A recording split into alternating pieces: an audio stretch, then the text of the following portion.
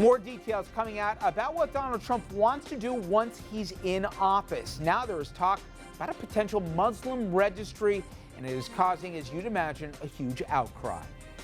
Well, the transition continues for Team Trump as we get more and more names of some of the people who will surround President Trump. We're going to talk about some of the big surprises and maybe who some should worry about.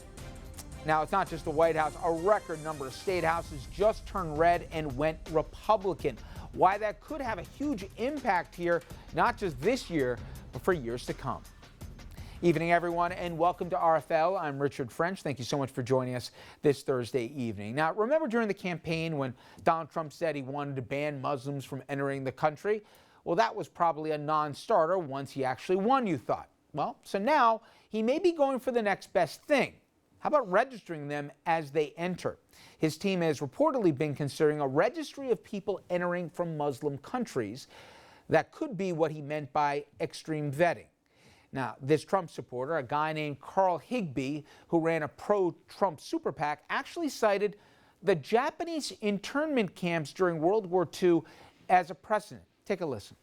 We've done it with Iran back a while ago. We did it during World War II with Japanese, which, you know, call it what you will, maybe wrong. You're not proposing we go back to the days of internment camps, I hope. No, I'm not proposing that at all, Megan. But what I am saying is that we need to protect America first. That's the kind of stuff that gets people scared, Carl. Right. But I'm just saying there is precedent for it, and I'm not saying I agree with it, but in this case, I absolutely believe that a regional base... You can't be citing Japanese internment camps as precedent for anything the president-elect is going to do. Look, the president needs to protect America first, and if that means having people that are not protected under our Constitution have some sort of registry so we can understand, until we can identify the true threat and where it's coming from, I support it.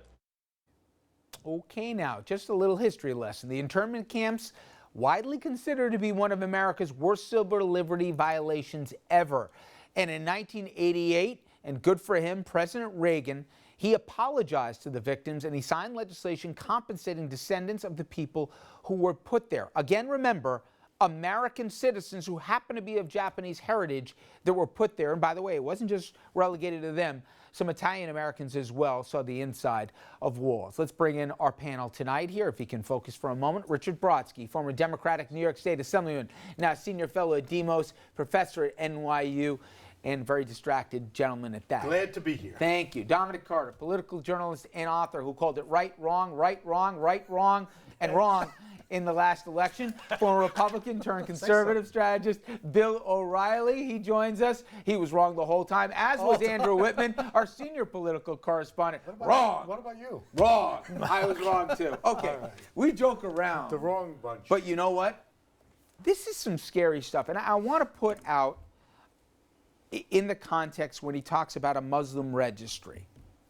Maybe that even has some popular appeal, not just with his supporters, but people say scary times.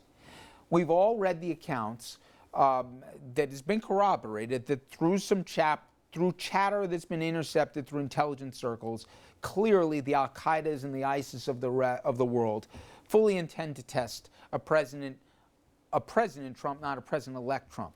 So post-January 20th, we would be naive to not think that somebody of a terroristic nature may try something in American soil. Do you imagine the reactionary elements if right now they're talking about Muslim registries? And I know you don't have to do, but this is an attempt to be a nod to what he said on the campaign trail. But do you imagine if you include fear or worry or national security and then you go to these extreme things? I'm not wearing the tinfoil hat here. I'm trying to take this down the inevitable next step. It's scary stuff, Bill. And let's be clear. If they try and mitigate this by saying, oh, well, it's not really a Muslim registry. It's just if you happen to come from, places like Syria or places like Iran or places somewhere in the Mideast. What do you think the dominant religion's going to be? Yeah, I don't think it's going to happen. I think it would be a really bad mistake if it did. I'm fine with doing intense screening for different regions. I'm fine with police activity where it's warranted. But to create a registry, I mean, that's the stuff of not just Manzanar, but of Nazi Germany. You just don't do that. He didn't propose a registry by religion. He proposed it by geography. During the campaign, he did. Yes, but we're talking about what he said. About now, yeah. About now. Let's give him a minute of. Did I really say that? Yeah. Let's give him a minute to let's be clear about what he said. If what he's saying is people coming in from Syria need vetting, we need to know who they Absolutely. are. That's not the same thing, and we ought to distinguish. Okay, but between the two. Andrew, I want to play a soundbite from a few administrations ago. And this is after we were attacked as a country, when fears were at their highest. This is George W. Bush, right almost in the immediate days after 9/11. Take a listen. The enemy of America is not our many Muslim friends. It is not our many Arab friends. Our enemy is a radical network of terrorists and every government that supports them. Now, I want to compare those words with what we heard on the campaign trail and even what's being floated right now. They're very different, aren't they? They are to a degree. It's certainly a softer tone that then President Bush took than Donald Trump took on the campaign trail. But I was listening very carefully to what President Bush was saying there. It's not inconsistent with the proposal of a Muslim registry, as abhorrent as I think that idea might be. Well, do you think messaging has been sent out, and we've seen more than 400 some odd cases that the Southern Poverty Law Center has kept track of since the election, that it's kind of been made more okay to target people that look a certain way or believe a certain faith?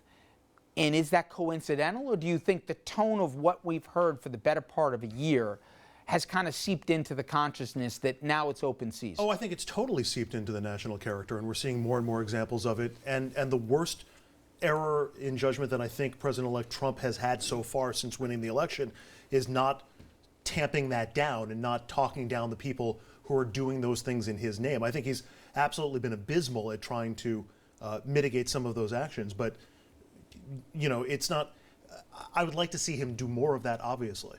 But he did that on 60 Minutes. He came in and said, anyone doing this, stop. He was asked. It was It pretty wasn't passive. unsolicited, and he said, stop doing it. Yeah. But, I mean, listen, we've all seen what he did on the campaign trail. What he said, I mean, from everything from, hey, you Second Amendment folks, you know, the not-so-veiled thing of take a shot at her, or, hey, you know what, go rough them up, I'll pay your legal bills. I mean, forget about the coarsening of the language. Walking that stuff back, Richard, across the board.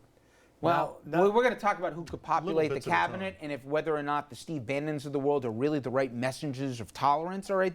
But, Dominic, to me, I always say when I hear this, they're always trial balloons. Like they'll float a name or they'll float a proposal or whatever else. I'm just saying, where does this start and where does it stop? He's threatened the press. He's threatened a whole bunch of things. Now, people say, oh, that was a campaign trail and this is now. That's given a whole lot of faith that don't believe that guy you heard for a year. He's now back to a moderate New York City guy. I'm not buying it. There are no boundaries, Richard, with this president-elect. You're right. He's not going to act outrageous like a clown theater to get elected and then, oh, I'm presidential. No, he may try a little harder. He may count to 10 a couple of times before he loses it. But you better believe at the White House, the first time a reporter asked him a really tough question that may tilt a little personal in nature, he's going to tell that reporter, mark my word, write it down, write down the time code on the tape. Don't say it out loud. To mind, he's going to tell that reporter, mind your business, that's none of your business. Yeah, I'm giving you the cleaned up version. Well, it's What's wrong with that? telling a reporter Are you mind- serious? What's wrong with telling a reporter to mind his business? Are you serious? Yeah. well, I Rich, mean, I don't even know how. I don't even know I how to thought you were respond to gonna that. say- no, I am he was surprised gonna the curve you're grading him on. For example, did you have any problem with him ditching the press pool, for example? No. Okay, even Are you though serious? Yeah. you know, the idea that basically, I don't know where you're coming at. are you If you're playing trying to devil's root for his advocate demise, tonight? No, what disturbs me about Trump is his policies. Wow. And what he does. And the notion that we're going to get all head up about his various offensive, stupid, insulting, and dangerous words that were before the election doesn't seem to me to measure up to the real threat on reproductive rights, okay, well, on, let me ask you on a question. immigration. Because there's been an interesting debate around this building I've had with some people, which is the protests that we've seen spring up in dozens of cities, okay? And certainly as someone who probably was part of Occupy Wall Street, right? I'm curious because certain people have said, wait a minute, give this guy a chance to govern first before you protest, like you're saying here. Wait, you're saying, hey, give him a chance. Let him go. So I think, That's I not take exactly from it what I that said. you're now taking issue with the Not in the protesters who are least. jumping If the people gun. feel moved to go out and express their views, they should But you absolutely think it's do it. unwarranted and premature? No, then? I think he ought to be held accountable for what he said and did. But the notion that he's going to be a crazy person because he told the press to mind his business. Mind your business, Dominic. Well, I'll say one point about the journalistic part, which I disagree with 100%.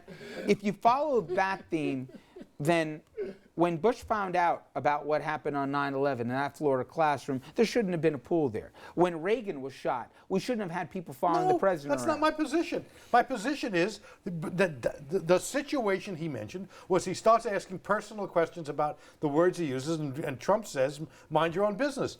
Seems to me to If be I could winnow it down, if there's any direct or difficult question posed of him, or for example, if they talk about his conflicts of interest and whatever else, if he then talks about mind your own business, well, you know what? It's America's think he's business. Wrong, Yeah. but I'm not offended by it. Look, the real problem here is what's going to happen to healthcare for millions of Americans. What's going to happen to the chances for war and peace? So some journalists asked the president, the new president, a tough question as it relates to health care, and he doesn't want to be pushed into a corner. He says, none of your business, none of your damn business. I'm not answering it. And he's going to like do that. every other president, and you're okay with that? like Barack Obama has said, much more politely. They'll pivot Of out. course, They'll find of course, they'll find another He doesn't president. pivot will- as well, but they all What pivot. you're worried about is whether he's polite and not his policies. He's not going to be You know, polite. one last get question used on to the it. Muslim registry before we put this issue to bed and move to the next topic. Why? Why do this now when he's made or attempted to make some conciliatory reaches, if not across the aisle? He's made it public there. He's talked to Republican establishment folks here that have called him for positions like this, including, by the way, Nikki Haley and others who've called it ugly and bigoted, some of the remarks where he's targeting certain populations. If he's making that entree, why does he do it now when he doesn't need to? Because he cannot ban Muslims from entering the country the way he promised during the campaign, and he really Why go can't. there at all? And he really can't shut down Muslim immigration from areas where there's terrorism the way he then argued later on in the campaign. What he's doing now is he's placating his base that voted for him. Look, here's the attempt that I'm trying to do. I'm trying to do what I promised that I was going to do, but he already knows there's no traction to get it done. And it probably doesn't But I hold come good. back, but he Bill, to didn't the say this, strategy did he? side. Why bother do this as a talking point today? But he didn't say this. This was one of his supporters, right? I mean, I don't think this came out of the.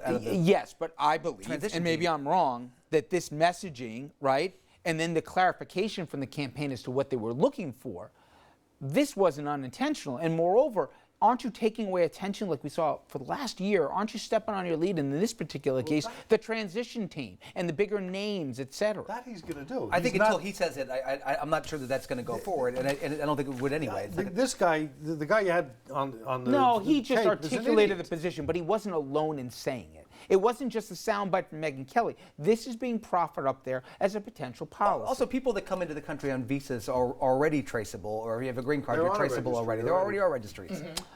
All right, coming up next. Remember when Mitt Romney called Donald Trump a fraud? And some would say even worse.